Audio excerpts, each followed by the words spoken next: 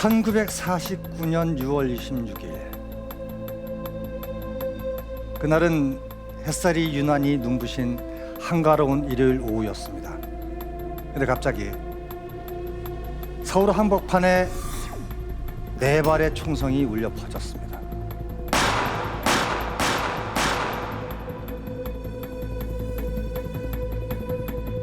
손님으로 가장한 암살범이었습니다. 그가 당긴 방아쇠는 남자의 얼굴과 목과 가슴 그리고 배를 차례로 관통했습니다. 남자는 과다출혈로 그 자리에서 즉사했죠. 이것은 미국의 한 사진 작가가 남자가 생애 마지막을 맞이한 그 방에서 찍은 사진입니다. 날카로운 총알 자국 너머로 남자의 죽음을 애도하며 엎드려 통곡하는 시민들의 모습이 담겨 있죠. 그의 죽음에 나라 전체가 깊은 슬픔과 통곡에 휩싸였습니다. 네. 그날 비극적인 총성이 앗아간 생명은 바로 우리 민족의 큰 어른 백범 김구였습니다.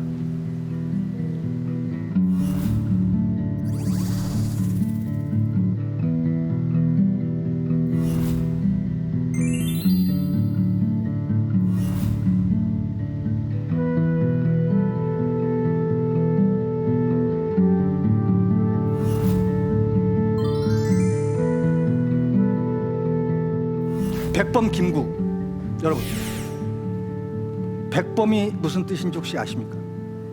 저는 무슨 호랑이인 줄 알았습니다. 이때까지 그렇게 알고 있었어요. 근데 그런 게 아니더라고요. 흰백자의 무릇범, 평범할 범, 평범한 보통 사람, 그런 뜻이더라고요.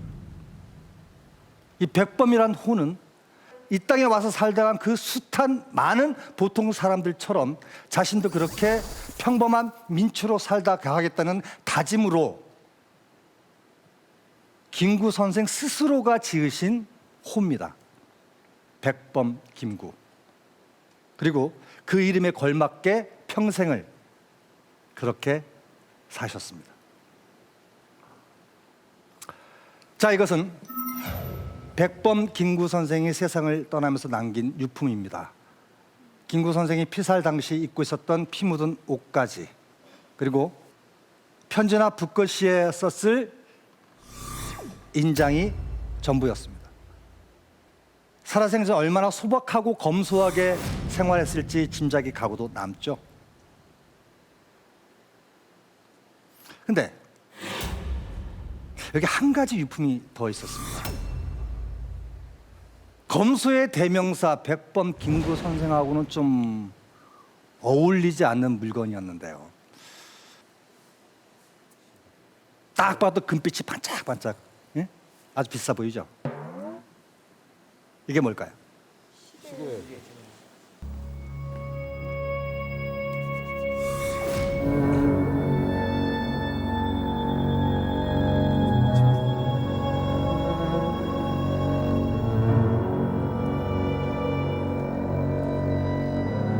자, 여러분, 이런 시계 보신 적 있습니까?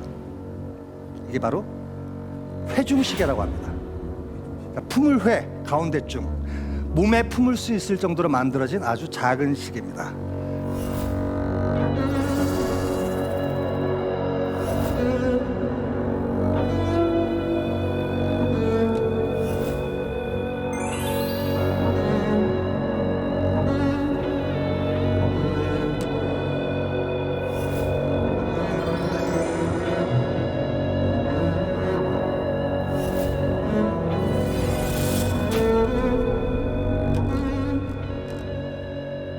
근데 여러분,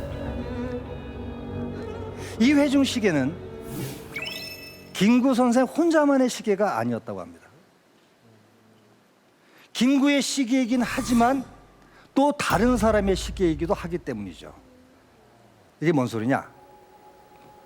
자, 지금으로부터 87년 전 4월 29일 아침으로 멈춰있던 시계를 돌려보도록 하겠습니다.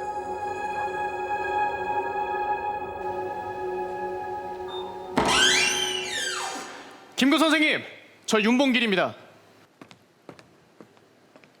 선생님, 이번에 상하이 훈코 공원에서 일본 히로히토 일왕의 생일 축하 파티가 열린다고 합니다. 파티에 참가하려면 도시락을 지참하라고 되어 있는데 도시락 폭탄과 물통 폭탄을 만들어 주시면 제가 직접 가서 처단하겠습니다.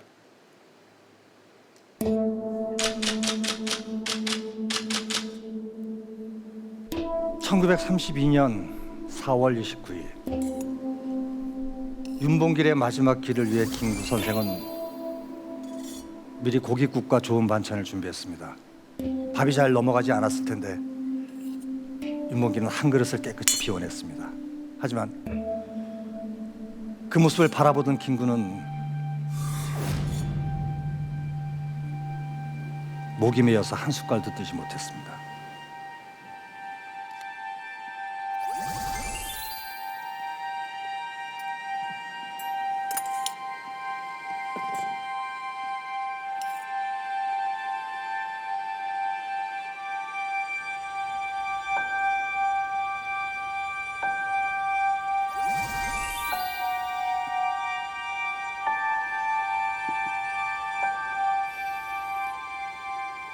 여기 폭탄은 완벽하게 준비했네. 그럼 이제 서로의 시간을 정확히 맞추세.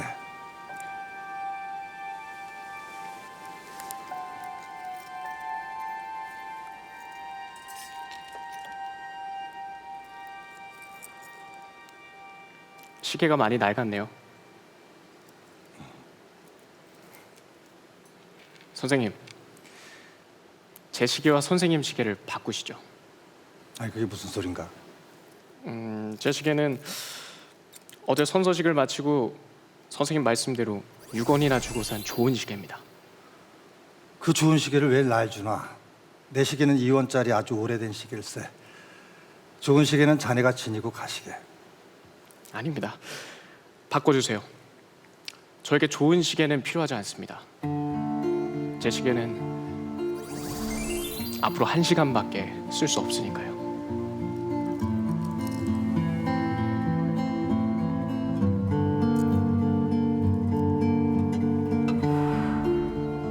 자, 이게 바로 지금으로부터 87년 전 김구 선생이 윤봉길 의사에게 건넨 2원짜리 회중시계입니다. 아까 금빛 시계보다는 좀 투박하죠? 모든 물건은 주인을 닮는다고 했습니다. 어떻게? 김구 선생과 꼭 닮은 시계 아닙니까? 근데 여러분, 거사를 앞둔 윤봉길에게 김구 선생은 왜 시계를 사라고 했을까요? 우리나라 독립운동가들은 주로 점조직으로 움직였습니다. 삼엄한 일본의 감시망을 피하기 위해서 조직 구성원 간에도 서로 간의 직책이나 지위를 알 수 없도록 아주 비밀스럽게 활동했죠. 목숨은 하나. 조국을 위해 목숨을 바칠 기회도 단 한 번. 그러니 얼마나 철저하고 치밀하게 준비를 했겠습니까? 분초를 정확히 따줄 수 있는 이 회중시계는 독립운동가들의 필수품이었습니다. 왜? 그들의 삶과 죽음을 가르는 생명시계였기 때문이죠. 자, 그럼 거사 당일을 한번 떠올려 볼까요? 일왕의 생일 잔치가 준비되는 동안 아마도 심장이 터져버릴 것 같은 긴장감에 휩싸여 있을지도 모른 윤봉길 의사는 이 회중시계를 꼭 쥐고 있었을 겁니다. 그리고 김구 선생과 약속한 바로 그 시간, 시계바늘이 정확히 11시 50분을 가리키자 이 회중시계를 품 안에 넣고 윤봉길 의사는 단 1초의 망설임도 없이, 그리고 미련 없이 폭탄을 있는 힘껏 던졌습니다.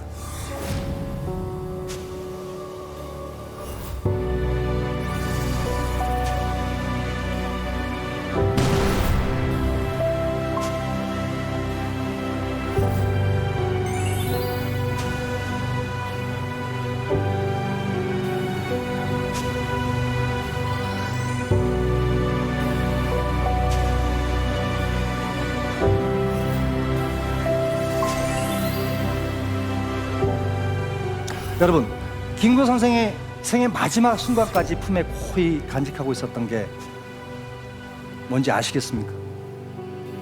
네. 바로 윤봉길 의사와 맞바꾼 그 회중식이었습니다. 윤봉길 의사가 갖고 있었다면 1시간밖에 쓸 수 없었던 그 회중시계를 김구 선생은 무려 18년 동안이나 사용해 왔습니다. 김구 선생이 평생 이 시계를 품고 있었던 건 청년 윤봉길의 희생을 잊지 않고 그를 기리며 살았다는 증거가 아닐까요? 오늘 이 시간을 통해 저와 여러분 모두 자신이 살고 싶었던 세상을 만들어주기 위해 삶 대신 죽음을 택했던 독립운동가들의 희생과 헌신을 꼭 기억했으면 좋겠습니다. 감사합니다.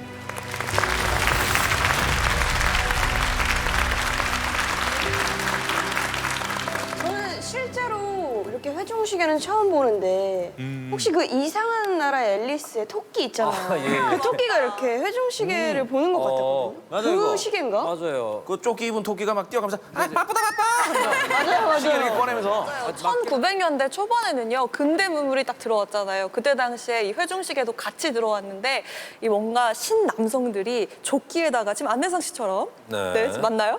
약간 저런 아, 네, 네, 네, 네, 이런 이런 식으로 거, 이런 거. 막 조끼에 이렇게 차고 다니다가 주머니에서 딱 꺼내보고 그게 뭔가 개화기의 이건 좀- 상징이었다는 얘기 도중에 시계 값이 나왔거든요. 저는 좀 그게 좀 궁금한데 6원 주고 샀다고 했잖아요. 그럼 요즘 시세로는 또 어느 정도인지 좀 궁금하거든요. 사실은 뭐 그렇게 어마어마한 가격은 아닙니다. 지금으로 따지면 이제 쌀 가마니로 주로 이제 표현을 많이 하는데 반가마니 정도 40kg의 쌀. 그러니까 그 당시 4인 가족이 2달 정도를 버틸 수 있는 그런.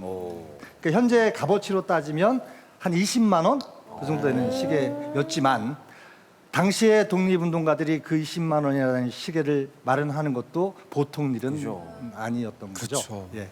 김구 선생님이 정말로 검소함의 대명사거든요. 그 진지를 잡수실 때도 보면 밥에다가 김치에다가 나물에다가 국 요것만 드시고 그다음에 단벌 신사였고요.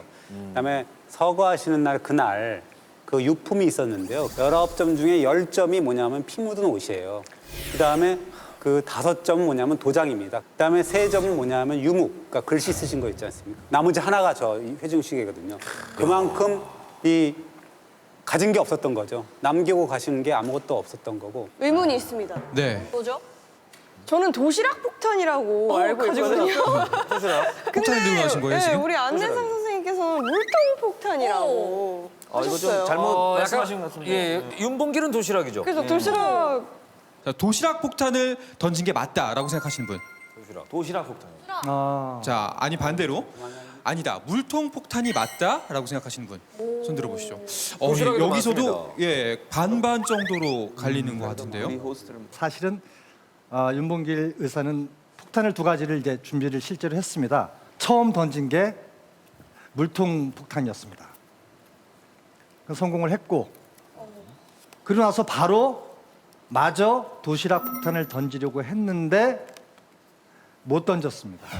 1안 20회 했을 때 2안을 준비한 잘못 던졌을 경우에 다시 던져. 이 차로 진짜 던지는 아깝네요. 진짜 청년 윤봉길은 100년을 수치스럽게 사는 것보다 이 하루를 통해서 우리 역사를 바꾸는 일을 선택했습니다. 그의 나이 단지 25살이었다고 하는데요.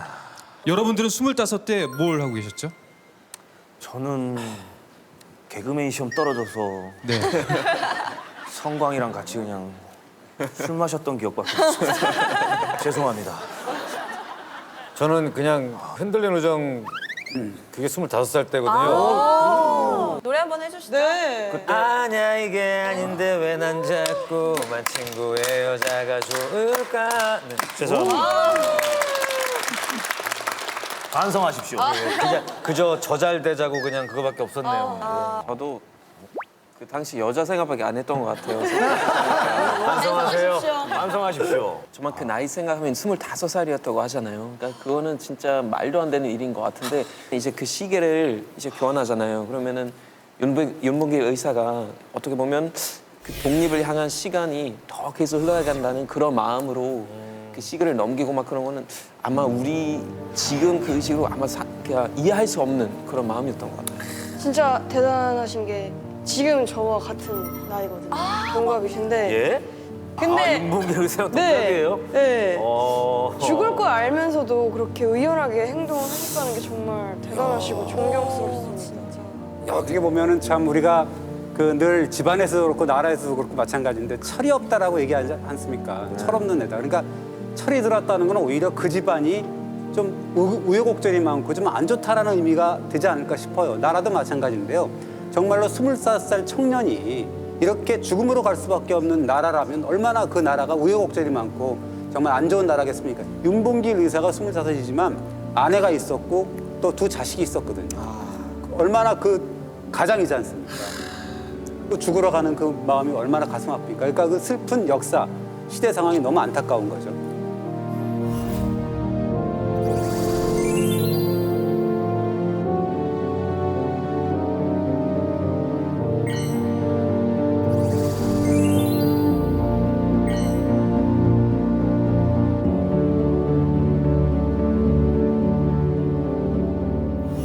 솔직히 많이 울었습니다. 저는 이걸 준비하면서 너무 북받쳐갖고 사실 그냥 지나쳤던 이름들이었고 늘 너무 잘 알기 때문에 그랬겠지 뭐. 그리고 뭐 그렇게 해서 끝난 거였잖아. 이렇게 여겼던 그러한 것들을 조금 더 한 발짝만 들어가 보니까 남의 일이 아니었고 정말 맨정신으로 볼 수 없는 우리 민족의 역사였던 것 같습니다. 근데 이게 우울한 역사가 아니었던 거죠. 이건 저의 자부심이 되어서 돌아오더라고요. 저한테 그런 선배가 있었다라는 것, 그런 어른들이 있었다라는 것은 저에게 자부심입니다. 그래서 더욱더 감사했고 이 자리가 더 뜻깊은 것 같습니다. 감사합니다.